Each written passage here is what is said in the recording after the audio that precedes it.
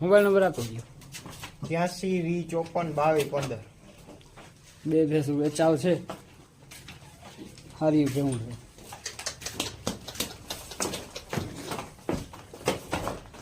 શું કિંમત કહેવાની? 1,80,000.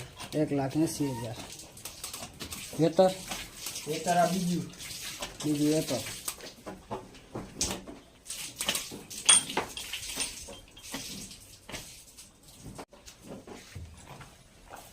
કેટલી વાર છે એને વ્યવહારને? એને આ 7મો મહિનો કાબલ એને નહીં ઓલીને.